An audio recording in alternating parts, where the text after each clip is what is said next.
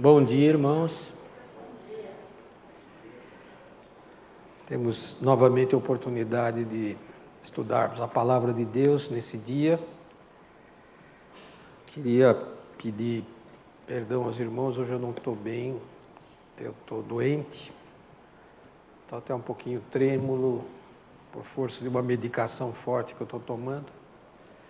Vamos ver como é que sai. Senhor Deus, louvado seja o teu santo nome, Senhor. Nós te agradecemos por esse dia radioso que tu nos dás a viver. Te agradecemos por mais esse dia de vida e saúde. Te agradecemos, Senhor, porque mais uma vez podemos estar na tua casa, congregando com a tua congregação e estudando a tua palavra. Abençoa, Senhor, esse estudo que vamos fazer. Dá-nos clarividência e entendimento. Em nome de Jesus. Amém, Senhor. Bem, hoje nós vamos continuar estudando algumas afirmações difíceis do Antigo Testamento. Há 2 semanas atrás, o irmão Gerson Brizola começou a fazer estudos de afirmações difíceis no livro de Josué. E eu venho completar, então, algumas outras afirmações difíceis, também existentes no livro de Josué. E todos nós sabemos que o livro de Josué relata a entrada do povo de Deus na Palestina. Deus havia libertado o povo de Israel do cativeiro no Egito. Deus havia prometido a terra prometida ao povo de Israel, e o livro de Josué nos relata exatamente a entrada do povo de Israel na Palestina, a conquista daquele território, que não se deu rapidamente, pelo contrário, foram várias cidades que tiveram que ser derrubadas, vencidas, aniquiladas, antes que o povo de Israel pudesse, de fato, tomar o território da Palestina. Eu quero tratar com vocês mais 2 questões difíceis que estão no livro de Josué. Havia outras, mas não há tempo de a gente tratar todas nesse tempo de aula que nós temos. Então vamos tratar basicamente de 2 nesse nosso estudo de hoje. Primeiro, o pecado de Acã. Por que o pecado de Acã foi tão grave? E porque ele alcançou toda a nação de Israel. Isso está relatado na Bíblia, no livro de Josué, capítulo 6, versículo 15, até o capítulo 7, versículo 26. Então, o nosso estudo de hoje vai se deter bastante tempo sobre o pecado de Acã, porque, curiosamente, ele traz alguns paralelos interessantes com os nossos dias, particularmente no Brasil. E o outro tópico é um tópico curioso. O sol realmente parou no céu e tivemos um dia de 48 horas, como está relatado em Josué, capítulo 10, versículos de 6 a 14. Então vamos estudar essas 2 afirmações que são verdadeiramente complexas no livro de Josué. Primeiro, vamos tratar do pecado de Acã. Para que a gente compreenda adequadamente a situação, vamos ler alguns versículos que nos relatam essa história. Josué 6, 15 a 17.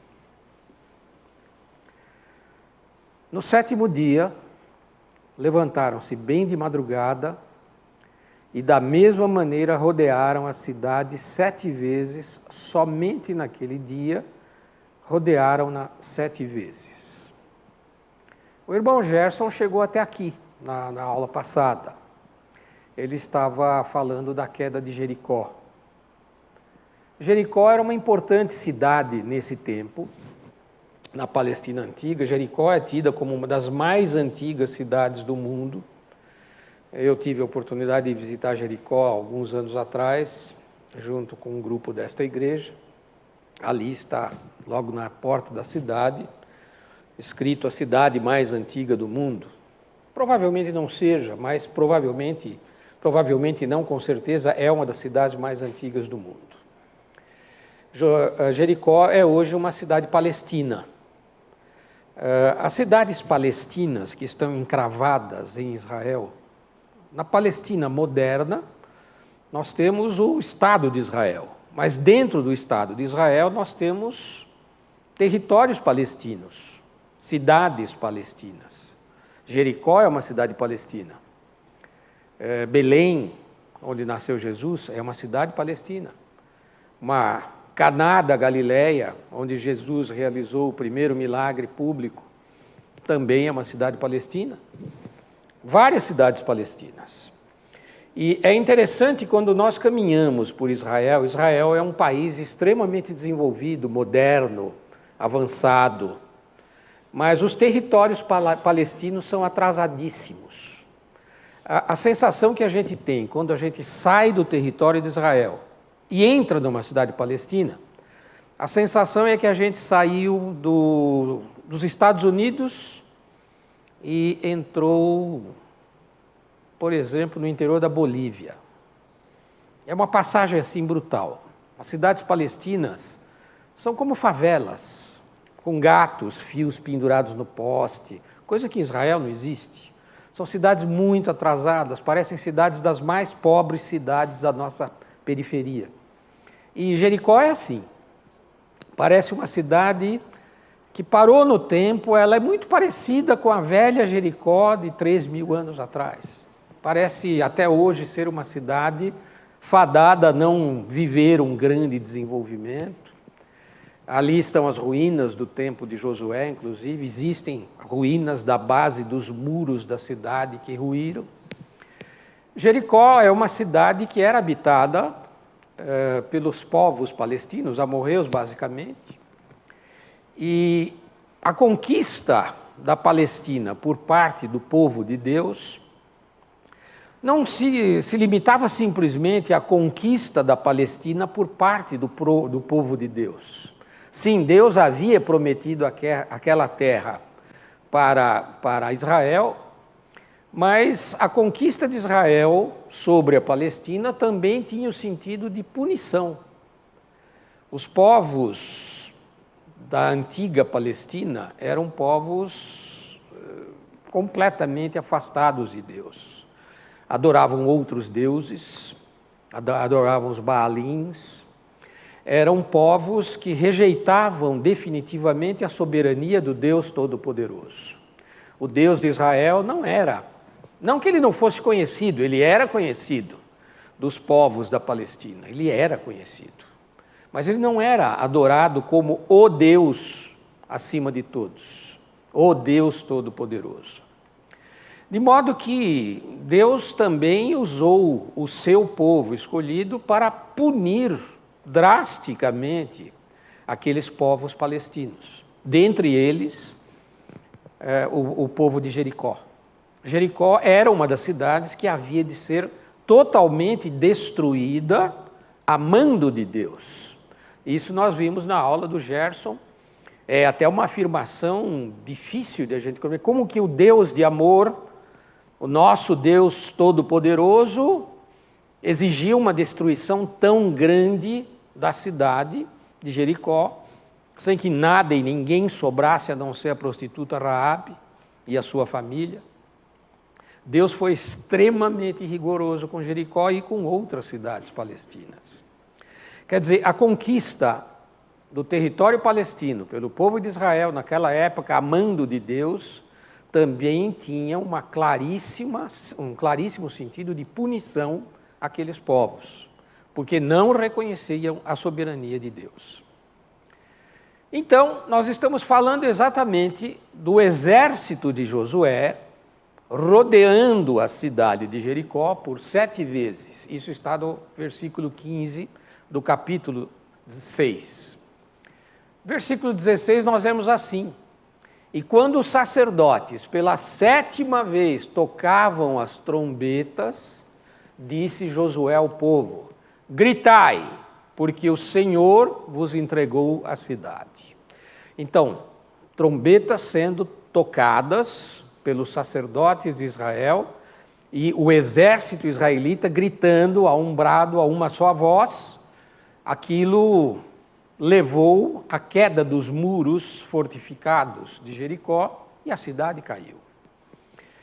A cidade, porém, com tudo quanto nela houver, será anátema ao Senhor.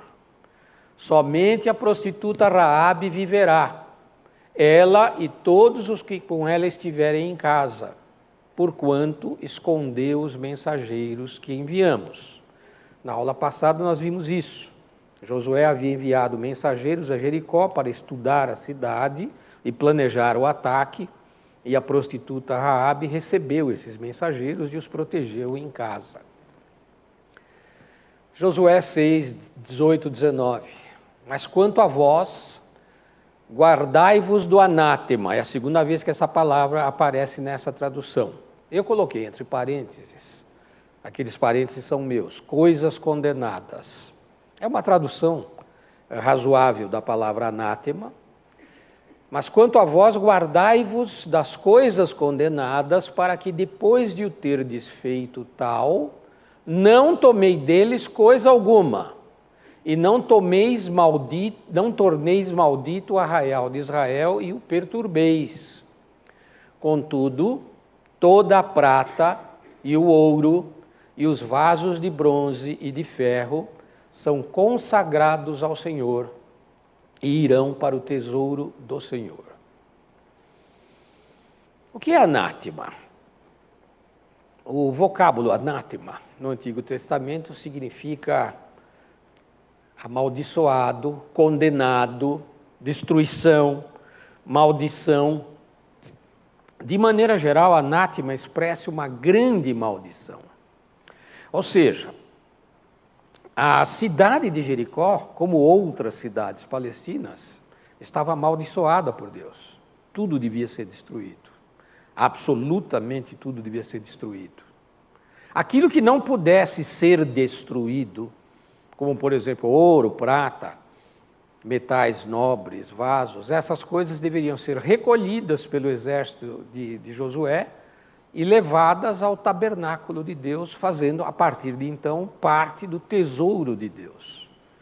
Ou seja, Deus proibiu frontalmente e claramente que o povo de Israel, no caso o exército de Josué, colhesse espólio, pegasse coisas para uso próprio, coisa que era comum naquele tempo. Quando se destruía uma cidade, o exército conquistador saqueava a cidade e muitas das coisas que vinham do saque ficavam para os generais, para os soldados e assim por diante. Mas Deus havia amaldiçoado Jericó. Jericó não pode subsistir, tudo tem que ser destruído, e aquilo que não puder ser destruído deve ser recolhido ao tabernáculo de Deus. Ainda não havia o templo de Deus em Jerusalém. Havia a tenda, o tabernáculo, onde a Arca da Aliança era levado pelo povo de Israel, que era, entre aspas, o templo de Deus, mas um templo ainda de pano, móvel. Jericó era uma das cidades cananeias condenadas, amaldiçoadas, e que estava sendo entregue por Deus aos israelitas. Deus ordenou que a cidade fosse completamente destruída. Completamente, pessoal, quer dizer completamente, não sobra nada. Completamente destruída. E alertou para que o espólio da cidade, aquelas coisas condenadas, ou seja, o anátema, Jericó toda era um anátema, mas o anátema especificamente era aquelas coisas que sobrariam, que teriam que ser dedicadas a Deus. Essas coisas condenadas deveriam ser recolhidas ao tabernáculo e não poderiam de forma nenhuma despertar a cobiça dos israelitas. Ou seja, cada indivíduo, cada soldado, cada homem de Israel estava proibido de tomar qualquer parte desse anátema, desse espólio. Todas as coisas deveriam ser destruídas, completamente destruídas, queimadas. E as que não se pudesse queimar, como prata, ouro, deveriam ser recolhidas ao tesouro do tabernáculo. As coisas condenadas estavam destinadas à destruição total, ou separadas para Deus. Tanto uma como outra, aos olhos de Deus, eram coisas sagradas. Tanto aquilo que deveria ser queimado, destruído, como um holocausto, como aquilo que devia ser recolhido ao tabernáculo, eram coisas sagradas. Deus havia separado essas coisas para ele, ou pela destruição total, ou pela agregação ao tesouro do templo. Então, aquilo que Deus fez sagrado não podia ser, de uma forma ou de outra, apropriado pelo exército de Josué. Porém, como é que é o ser humano? Como é que é o ser humano? Deus havia dado todo o poder para Josué. Deus havia dado todo o poder para o povo de Israel, para o exército de Israel, para tomarem aquelas cidades e destruírem. Mas ele disse, não toma nada. Basta dizer, da árvore do fruto do bem e do mal, você não vai comer. Tudo é seu, o jardim é todinho seu, você pode fazer o que você quiser. Mas essa árvore você não pode comer. É sempre assim o ser humano, não muda. Hã? É mais do que isso, né? Não é mera curiosidade. O ser humano é assim, é cobiçoso por natureza. O ser humano mostrou a cobiça perante Deus no jardim do Éden. Ele está dizendo para não comer, então é porque é para comer. Eu ganhei esse poder, então eu vou usufruir de tudo. Não basta eu ter poder, eu quero me beneficiar de todas as benesses do poder. Josué 7:1. Mas os filhos de Israel cometeram uma transgressão no tocante ao anátema. Pois Acã, e aqui vem um relato de sucessão de gerações, mostrando que essa era uma família de destaque no povo de Israel.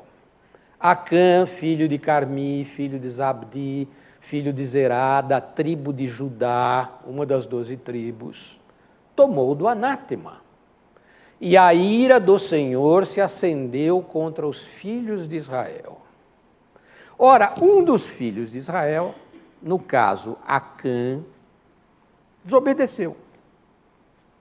Acã provavelmente, com certeza, era um soldado, era um líder na tribo de Judá.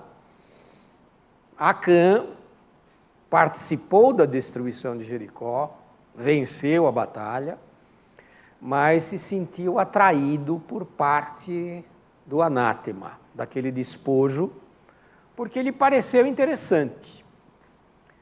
O que aconteceu, pessoal? Josué 7, 4, 5. Assim, está pulando sozinho. O que aconteceu? Acã encontrou prata, encontrou ouro, encontrou uma capa que lhe pareceu muito interessante, uma capa babilônica, e resolveu embolsar aquilo. Levou para ele, escondeu na tenda dele, e com isso ele confrontou o mandamento de Deus. Então vejam, a partir daí, a disposição de Deus para com o povo de Israel se modificou completamente. A próxima cidade que deveria ser atacada e entregue nas mãos dos israelitas era a cidade de Ai. Já era desígnio de Deus que a cidade de Ai fosse destruída, tanto quanto havia sido destruída Jericó. Já era desígnio de Deus. Porém, a partir do pecado de Acã, Deus mudou a sua disposição em relação aos filhos de Israel e mostrou isso claramente nos relatos que nós vamos ler agora.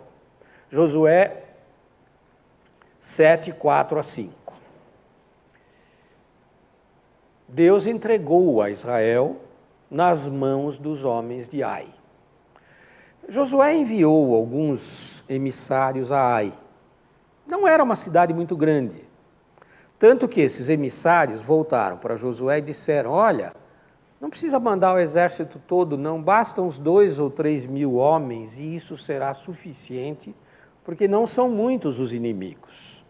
Ou seja, o exército de Ai não é um exército poderoso, não precisamos cansar todos os nossos soldados, basta um destacamento de 2 ou 3 mil homens para conquistar a cidade.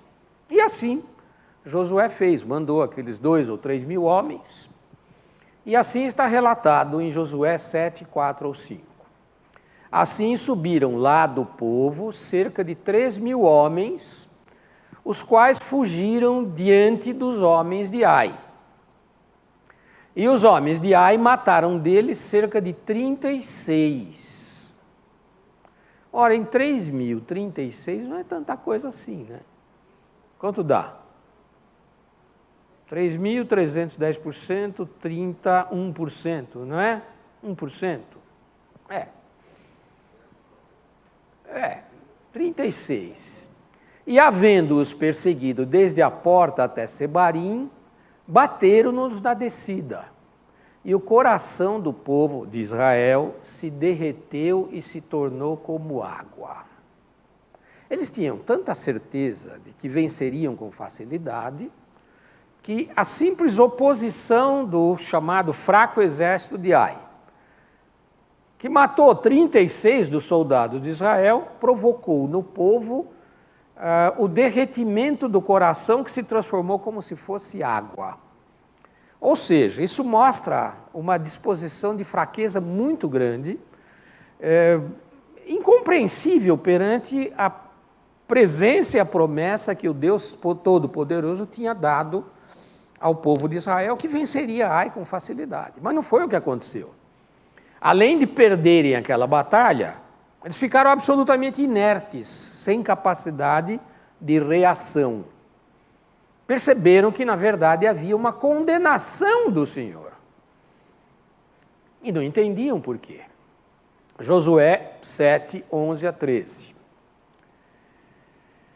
Aqui é Deus falando com o povo. Israel pecou. Eles transgrediram o meu pacto que lhes tinha ordenado. Tomaram do anátema, daquelas coisas condenadas. Furtaram e, dissimulando, esconderam-no entre a sua bagagem. Por isso os filhos de Israel não puderam subsistir perante os seus inimigos. Viraram as costas diante deles, porquanto se fizeram anátema. Ou seja, Deus está dizendo, o exército de Israel também se tornou amaldiçoado. Não serei mais convosco, se não destruirdes o anátema do meio de vós. Levanta-te, santifica o povo e dize-lhe, santificai-vos para amanhã, pois assim diz o Senhor, o Deus de Israel. Anátema há no meio de ti, Israel. Não poderás suster-te diante dos teus inimigos, enquanto não tirares do meio de ti o anátema. Ora, o Deus Todo-Poderoso estava dizendo para o povo, olha, vocês me desobedeceram mais uma vez. Mais uma vez eu dei uma ordem expressa para que não fizessem uma determinada coisa. Eu separei coisas para destruição e coisas para o meu templo. No entanto, vocês desobedeceram e pecaram. Pegaram um pedaço do anátema e esconderam na bagagem. Na verdade, pessoal, Acã, ao pegar um pedacinho do anátema, das coisas condenadas, ele estava satisfazendo a sua cobiça pessoal. Não há dúvida nenhuma quanto a isso. Mas, de uma maneira mais ampla, nós poderíamos pensar assim, ele não respeitou a Deus. Aliás, ele não respeitava a Deus. Na verdade, ele agiu assim porque, na verdade, lá no fundo do coração dele, Deus, na verdade, não existe. É a falta de fé, a incredulidade. Portanto, ele agiu como se Deus não existisse. E Deus se manifesta com uma clareza muito grande. Não apenas dizendo, olha, vocês pecaram, eu vi tudo. Deus está se manifestando, olha, vocês acham que eu não existo. Vocês acham que eu sou apenas a crença de alguns líderes do povo. Mas eu existo e estou vendo tudo. E teve um carinha aí no meio do exército que pegou coisas e levou. Eu estou vendo tudo. Eu sei exatamente cada detalhe de tudo. Ou seja, Deus está avisando com clareza. Olha, a incredulidade, mais uma vez, levará o povo à desgraça. Ou seja, eu estou vendo e vocês terão que se livrar dessas coisas condenadas, porque senão eu tiro a minha mão de sobre vocês e terra prometida, minha promessa, a libertação já era, acabou. Não esperem nada mais de mim. Deus estava tirando a bênção do povo de Israel por causa do pecado de um soldado do povo de Israel. Isso é pesado, pessoal? O que vocês acham? Por causa do pecado de um, toda a nação estava sendo condenada e sendo afastada de Deus. Isso é pesado? Particularmente na modernidade, nós entendemos que o crime de um só é imputado a esse um. E só ele vai pagar a pena. Isso é um princípio básico de direito, do direito antigo e do direito moderno também. Como não do direito canônico. Deus também considerava que o pecado era uma coisa individual. Mas Deus estava se manifestando muito duro. Pelo pecado de um, eu vou punir o povo todo. Duas questões difíceis, então, aparecem em relação ao pecado de Acã. A primeira é exatamente essa. O que havia de tão grave nesse pecado? Nós já vimos, pessoal. Na verdade, Deus era o Deus Todo-Poderoso, Senhor de toda a terra, Criador do universo. O povo cananeu não reconhecia a soberania de Deus. Acã agia como os cananeus. Não reconhecia a soberania de Deus, não reconhecia o próprio Deus. Era um incrédulo. Isso era gravíssimo aos olhos de Deus, porque Acã era um filho de Israel, o povo escolhido. E a segunda coisa, porque pelo pecado de um só, pecado de Acã, deveria toda a nação de Israel ser punida. Porque toda a nação deveria ser punida se um indivíduo só pecou contra Deus. Então, essas são as duas questões difíceis que nós encontramos nessa passagem do livro de Josué. Dá até aquela sensação de, puxa, mas Deus está sendo rigoroso demais. Deus estaria sendo injusto com o povo. Nós muitas vezes questionamos os atos de Deus, sim ou não? Questionamos ou não questionamos? Muitas vezes no nosso coração, nós nos sentimos, mas por que Deus? Eu não mereço isso, eu me sinto injustiçado. A gente não questiona, muitas vezes, os atos de Deus? Por que morreu a minha filhinha? Ontem foi enterrada uma menininha de 8 anos, amada pela família, filha de jornalistas, contraiu a gripe, que não foi nem H1N1, foi a influenza B, morreu em uma semana. Por que Deus? A gente não se sente assim, questionando os atos de Deus? Muitos de nós não estão questionando por que Deus tem deixado o Brasil nesta situação. Muitos de nós não estão questionando. E ao lado disso, muitos de nós não estão clamando para que Deus restaure a sorte do Brasil. Afinal, Deus não é brasileiro. O Papa é argentino, mas Deus é brasileiro. A gente costuma brincar com essas coisas. Não tem muita gente clamando a Deus. A Igreja Presbiteriana, na semana passada, fez um dia de oração, clamando a Deus pelo Brasil. Muitos de nós estão questionando, Senhor, por que o Brasil está passando por essas coisas? Uma terra abençoada como a nossa. A nossa terra é uma terra abençoada, pessoal. O Brasil é um país que tem um território imenso, totalmente agricultável, com sol o ano inteiro, temperatura perfeita, água em abundância. Nenhum país do mundo tem isso. O Brasil é um país abençoado. Porque essas coisas estão acontecendo com o nosso país, nós não nos questionamos o tempo todo sobre isso. Nós que acreditamos em Deus, não questionamos a Deus. Porque quem não acredita, não acredita. Por isso é que faz o que faz.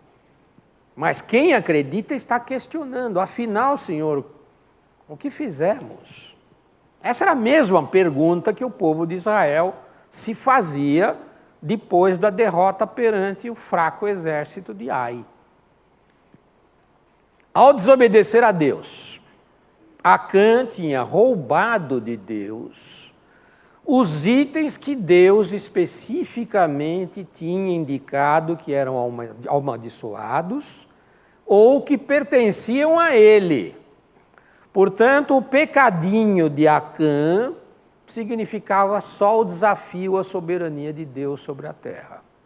O mesmo pecado pelo qual Deus estava punindo os cananitas.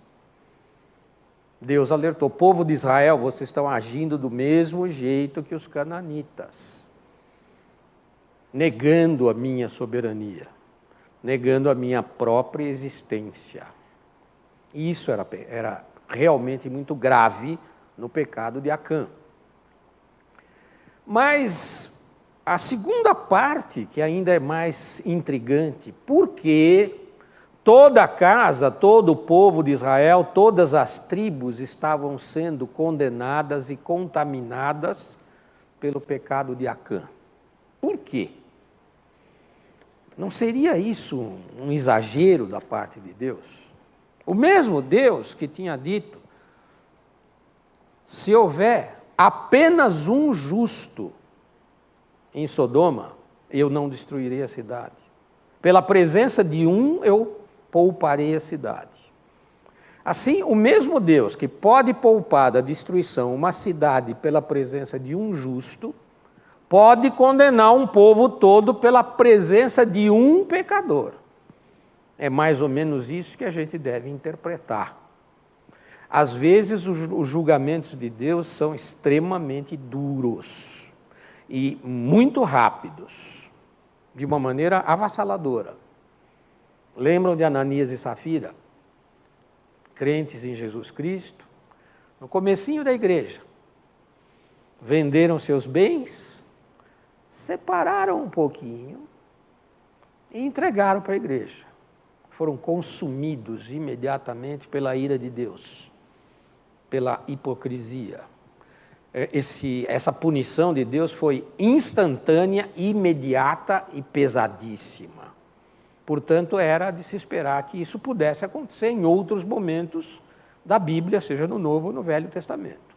O que nós estamos vendo aqui, de novo, é uma intervenção pesada de Deus contra o pecado do povo. O pecado de Acã, sim, contaminou toda a sua casa, em primeiro lugar, a sua tribo, a tribo de Judá, em segundo lugar, e todo o povo de Israel.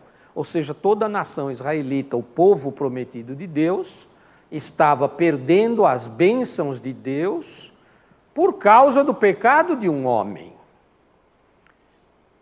Isso é novo? Nós já vimos isso em algum lugar? Nós vimos isso várias vezes na Bíblia. Eu posso ler um trecho que está, 1 Samuel, capítulo 28. Saul era o primeiro rei de Israel, ungido.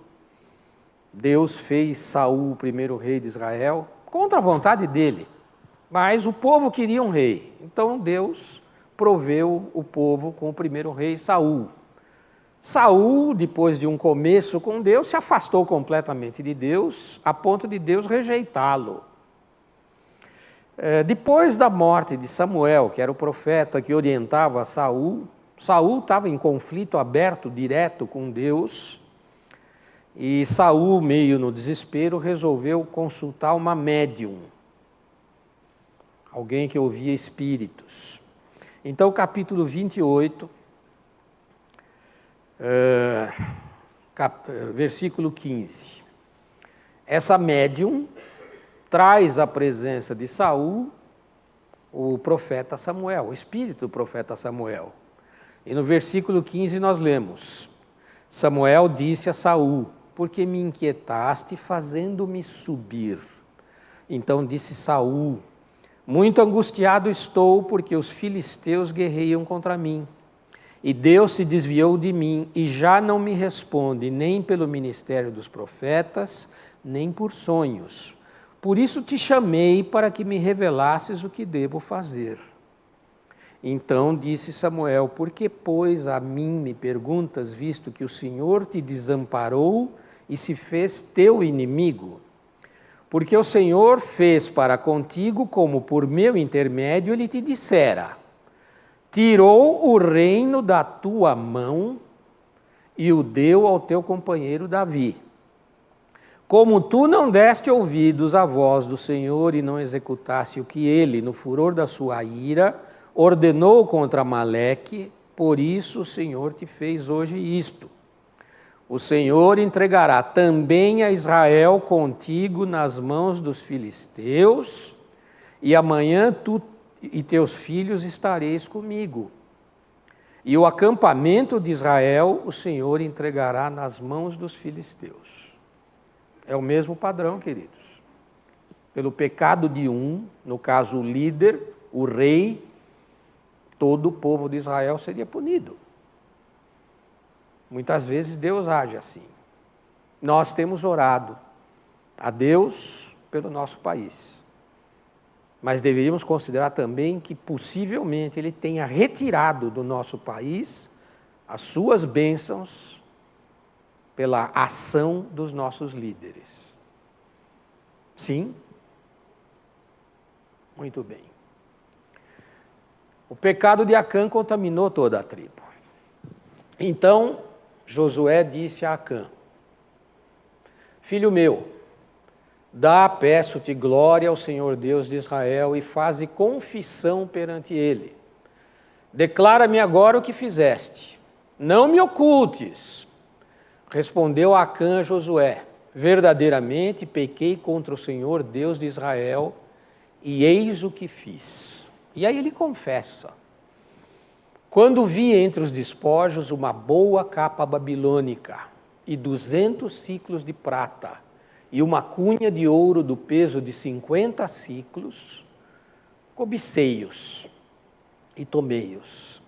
Eis que estão escondidos na terra, no meio da minha tenda, e a prata debaixo da capa. Então Josué enviou mensageiros que foram correndo à tenda, e eis que tudo estava escondido na sua tenda, estando a prata debaixo da capa. Tomaram, pois, aquelas coisas do meio da tenda e as trouxeram a Josué e a todos os filhos de Israel, e as puseram perante o Senhor. Então Josué e todo Israel com ele tomaram Acã, filho de Zerá, e a prata, a capa, a cunha de ouro, os seus filhos, as suas filhas, os seus bois, jumentos, ovelhas, e a sua tenda, e tudo quanto tinha, e levaram-nos ao vale de Acor. Tudo, pessoal. Tudo que pertencia a Acã, desde o anátema, até filhos e filhas e a própria tenda. Tudo foi levado ao vale de Acor. E ali, disse Josué: por que nos perturbaste? Hoje o Senhor te perturbará a ti. E todo Israel o apedrejou. Queimaram-nos com fogo e os apedrejaram. e levantaram sobre ele um grande montão de pedras, que permanece até o dia de hoje. E o Senhor se apartou do ardor da sua ira. Por isso se chama aquele lugar até hoje o Vale de Acor. Deus puniu de uma maneira definitiva o pecado de Acã. Deus exigiu do povo de Israel que tirasse do seu seio aquele pecado. Aquele pecado que representava a incredulidade, a rebelião contra a soberania de Deus. Em última essência, era isso que o pecado de Acã representava. É necessário que o povo destrua essa maldição antes que a minha bênção possa voltar sobre o povo. Nós sabemos que a bênção voltou depois desse ato em que o povo de Israel eliminou Acã, eliminou o anátema. Deus devolveu a bênção ao povo de Israel e logo em seguida eles venceram a cidade de Ai e outras cidades, como era desígnio de Deus. Mas momentaneamente Deus tirou a bênção sobre o povo de Israel e lançou o povo de Israel à própria sorte. Como tempos depois, lançou o povo de Israel nas mãos dos filisteus pelo pecado de Saul. Como Deus lançou o povo de Israel às mãos dos babilônicos e passaram lá um exílio de 70 anos. Como o povo de Israel se rebelou contra o Senhor Jesus e o povo de Israel viveu em exílio 2000 anos. O povo de Israel continua sendo o povo de Deus, nunca deixará de ser o povo de Deus. As promessas de Deus não se modificam, mas Ele tira as suas bênçãos de sobre o povo quando esse povo se entrega ao pecado. E isso está claramente ensinado em vários momentos da história bíblica. Ora, Acã era um líder entre os clãs da tribo de Judá. Um líder em Israel. Entretanto, ele cometeu um sacrilégio, pois roubou o que Deus havia declarado ser sagrado e que Deus havia separado dos objetos ordinários. Para Deus, o indivíduo é responsável pelo seu próprio pecado. Entretanto, em função do seu papel ou posição na comunidade, como era o caso de Acã, a ofensa de Acã em relação ao que era sagrado para Deus teve consequências sérias e imediatas sobre todo o povo. A ira de Deus recobriu toda a nação de Israel. Então, quando no comecinho da aula eu disse isso, esse episódio tem paralelos com os nossos dias. Há situações em que os líderes são responsáveis pela nação. Quando nós negamos essa realidade, nós trazemos a ira de Deus sobre o povo. Essa é uma verdade bíblica que muitas vezes nós, particularmente líderes de um povo, negligenciamos. Eu tenho absoluta convicção de que a liderança do país nega a existência de Deus. E simplesmente age como age, interesse próprio, pessoal, nem interesse do povo, e Deus nos tirou as bênçãos como país. E só quando o anátema for destruído, esse país voltará a ter as bênçãos. Para quem quiser, entenda. Segunda grande questão. O sol parou no meio do céu. Será que o sol parou no meio do céu mesmo? Essa é uma afirmação que está também no livro de Josué. Josué 10, 6 a 8. Enviaram, pois, os homens de Gibeão a Josué, ao arraial em Gilgal, a dizer-lhe: não retires de teus servos a tua mão, sobe apressadamente a nós e livra-nos, e ajuda-nos, porquanto se ajuntaram contra nós todos os reis dos amorreus, que habitam na região montanhosa. Josué, pois, subiu de Gilgal com toda a gente de guerra e todos os homens valorosos, e o Senhor disse a Josué: não os temas, porque os entreguei na tua mão, nenhum deles te poderá resistir. Isso aconteceu depois do episódio de Acã. Depois do episódio de Acã, o livro de Josué nos conta que os gibeonitas, que era um povo que ficava ali mais ou menos numa cidade a 3 milhas de onde estava o exército de Josué,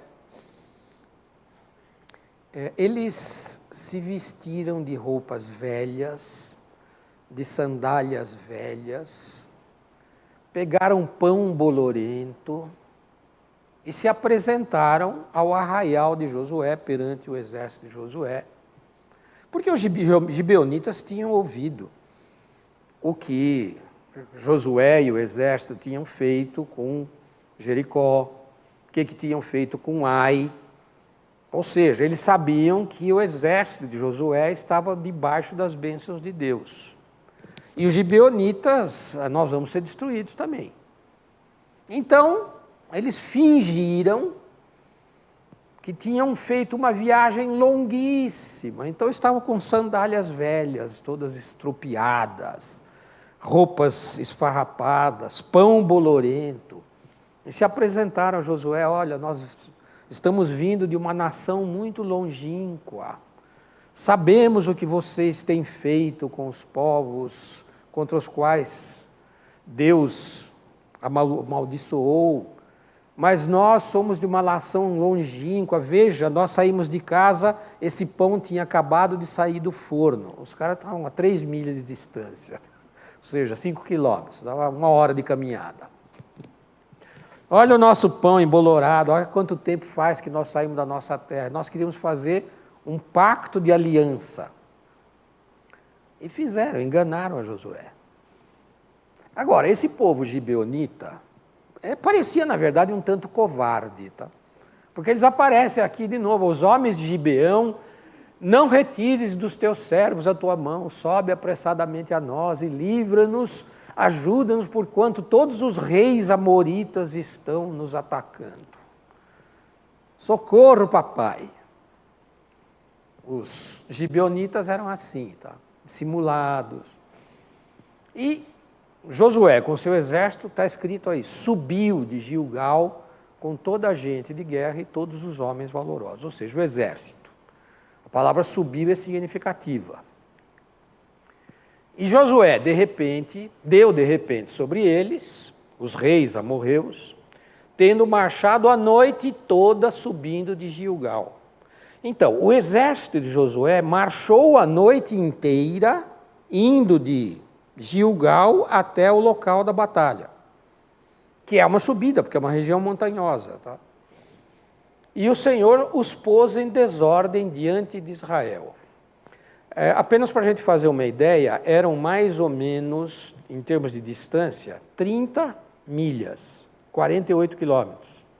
Ora, 48 quilômetros a pé, andando aceleradamente, dá para fazer 10 horas, talvez. Não é fácil, ou seja, eles passaram a noite inteira marchando, andando em velocidade acelerada e subindo. E o Senhor os pôs em desordem diante de Israel, que os desbaratou com grande matança em Gibeão, e os perseguiu pelo caminho que sobe a Bet-Horon, ferindo-os até a Zeca e a Maqueda. Pois quando eles iam fugindo de diante de Israel, à descida de Bet-Horon, o Senhor lançou sobre eles do céu grandes pedras até a Zeca, e eles morreram. E foram mais os que morreram das pedras da Saraiva do que os filhos de Israel mataram à espada. Ou seja, nesse momento da batalha, houve uma chuva, uma tempestade tremenda de granizo, com bolotas de granizo muito grandes, que caindo e acertando matavam os homens. Isso é o que está relatado na Bíblia que aconteceu.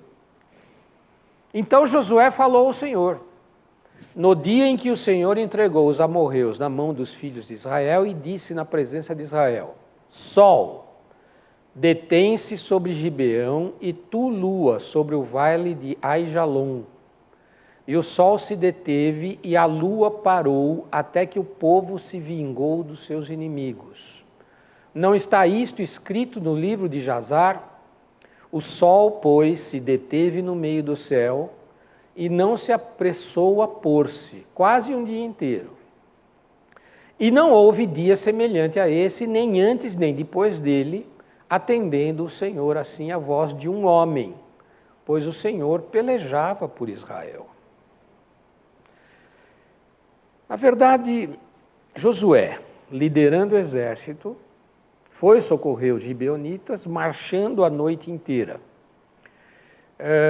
Esse episódio aconteceu no mês de julho, portanto, verão no hemisfério norte. É de se esperar que verão, que é o meio do julho é o meio do verão, é um mês muito quente. Eu morei nos Estados Unidos é frio. Morei em Nova York, a gente passa dos 12 meses do ano, 9 a gente passa encapotado. Mas junho, julho e agosto são quentes. E julho é quente de 40 graus em Nova York. Muito quente. Isso é Israel também. Julho é quente, muito quente. O exército de Josué tinha marchado a noite inteira no verão, mas era noite. Quando o sol deveria se apresentar e lançar todo o seu calor, Deus mandou uma grande tempestade de granizo. Essa tempestade, obviamente, que não caiu do céu aberto, caiu de nuvens. E granizo, vocês sabem que cai de nuvens muito carregadas. Ou seja, na verdade, aquele território terá sido coberto por uma espessíssima camada de nuvens que ocultou o sol. Então, é provavelmente isso que a gente esteja entendendo que aconteceu. Questões aqui. Deus é onipotente. Ninguém tem dúvida disso. Ele realmente poderia ter parado a Terra. Mas se parar a Terra por 24 horas, a lei da gravidade vai provocar catástrofes no mundo inteiro. Haverá maremotos, tsunamis, destruição. Então, se Deus parasse a Terra, provavelmente haveriam desgraças terríveis. Mas espera aí, ele é onipotente? Sim. Ele não fez o universo? Fez. Então, ele pode parar a Terra e evitar que haja qualquer cataclisma. Pode ou não pode? Agora, essa é uma atitude contraditória. Por que Deus faria isso?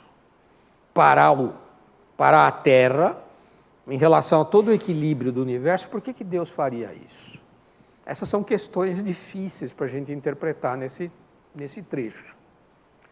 Segundo, existem outras fontes que falam de um dia longo de 48 horas? Sim. Em escritos antigos, chineses, hindus, existem relatos de um dia que durou 48 horas. Mas não existe nenhuma comprovação disso. Existem registros escritos. Foram feitas pesquisas modernas em universidades que apontam para um dia faltando na história. Possivelmente esse dia tenha ocorrido nos tempos de Josué, mas não há prova nenhuma disso. É possível que tenha havido um dia de 48 horas? É possível. A vontade de Deus é possível. Pois não.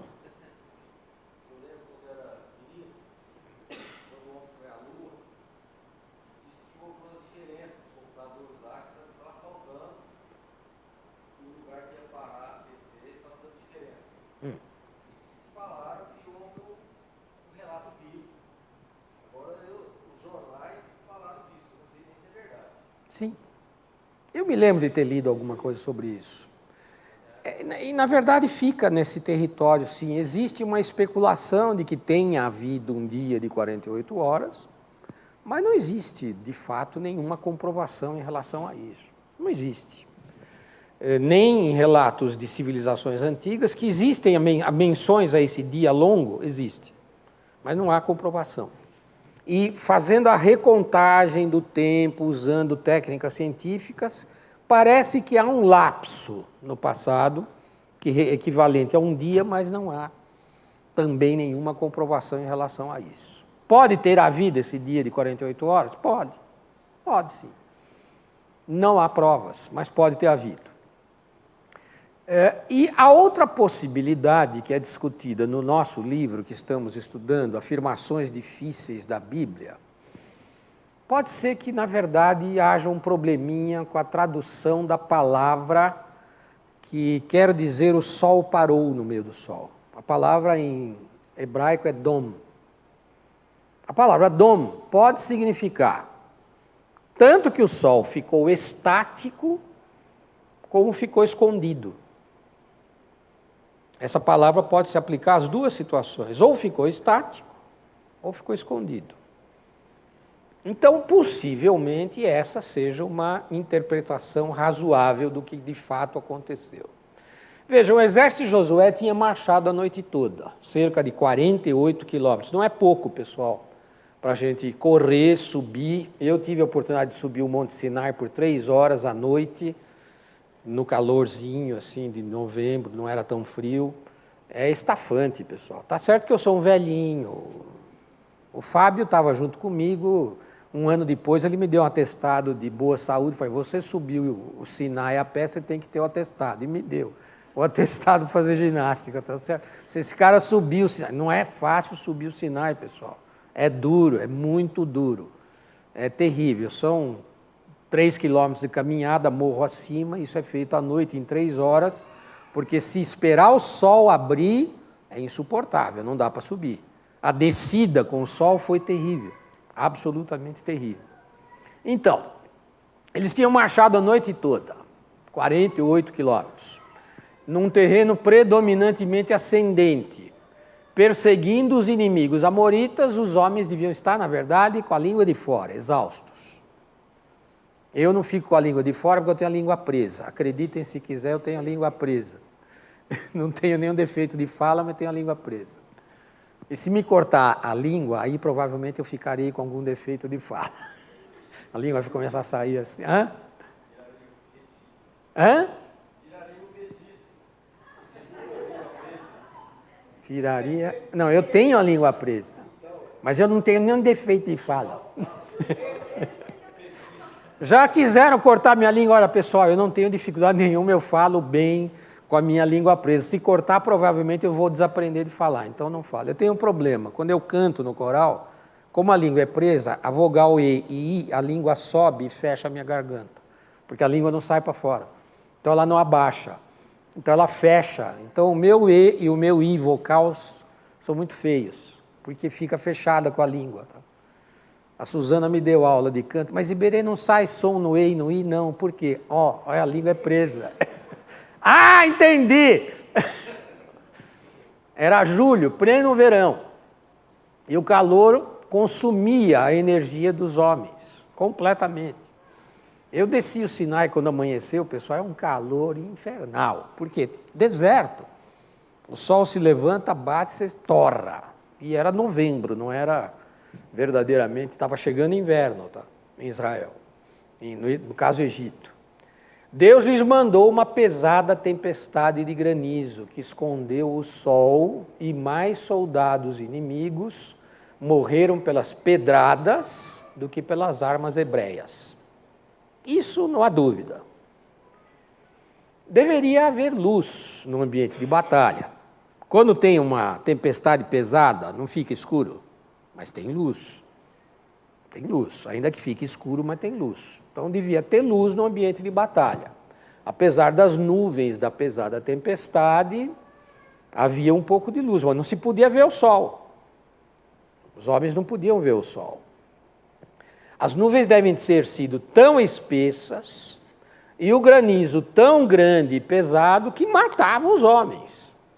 Pessoal, se um meteorito de 100 metros caindo na Terra pode destruir uma parte significativa da Terra, e se um meteoro de 10 quilômetros se chocou com a Terra e extinguiu todos os dinossauros, imaginem uma pedra de granizo do tamanho de uma bola de tênis, caindo de uma nuvem a 2.000 metros de altura. Mata. Mata mesmo. Tá? Acertar na cabeça do indivíduo, mata. Mata. Ou seja, a melhor conclusão, então, é que a palavra dom deva ser interpretada como o sol ter ficado escondido e o seu calor eliminado, o que permitia aos soldados israelitas lutarem por mais de 18 horas a fio. Então eles teriam completado num dia, na verdade, o esforço de 2 dias, e possivelmente o relato bíblico esteja, por uma questão de ajuste de tradução, se referindo a esse tipo de coisa. A provável melhor interpretação, de acordo com o livro que nós estudamos, seria então: Josué orou a Deus no raiar da manhã, enquanto a lua estava no oeste e o sol nascia no leste, para que ele interviesse em favor dos israelitas. Deus respondeu a Josué e mandou uma grande tempestade de granizo. Isso prolongou a escuridão e protegeu o exército dos escaldantes raios do sol de verão. Foi dessa forma que o sol foi silenciado. A palavra dom pode ser parado ou escondido, ou silenciado no céu, e a lua não se escondeu. Essa é a melhor interpretação. De qualquer forma, pessoal, é um dia para ser lembrado. Porque nesse dia o próprio Deus interveio e lutou pessoalmente por Israel. E mais soldados morreram pelo efeito das pedras de granizo do que pelo efeito das armas do exército de Israel. Não é a única vez que Deus interveio diretamente por Israel. Ainda recentemente, em 1967, Israel foi atacada por todos os povos árabes circundantes. A guerra durou 6 dias. O exército de Israel prevaleceu, mas há relatos, eu li livros sobre isso, em que os exércitos do Egito, sobretudo, viram um exército estranho, como que de anjos, lutando ao lado de Israel. E isso levou o exército egípcio a capitular. Ou seja, mais uma vez, aparentemente, Deus esteve presente e lutando ao lado de Israel.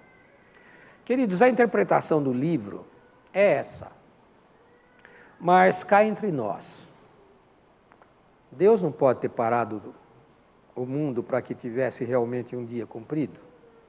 Ele pode tudo. Ok? Então eram essas as 2 questões difíceis que eu gostaria de tratar com vocês hoje. Alguém gostaria de fazer mais alguma colocação? Não? Então, vou pedir para o diácono Nelson fazer a oração de encerramento.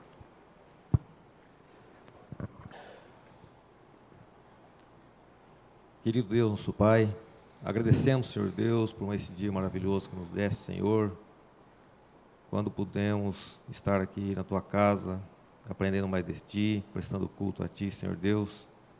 Agradecemos pela maravilhosa mensagem trazida nesse momento, Senhor Deus, nessa aula, onde pudemos, Senhor Deus, nos certificar mais uma vez, Senhor Deus, que o poder é todo Teu e a Tua soberania. Pedimos, Senhor Deus, que nos dê um bom dia na Tua presença e que possamos sempre estar vivendo de acordo com a Tua vontade.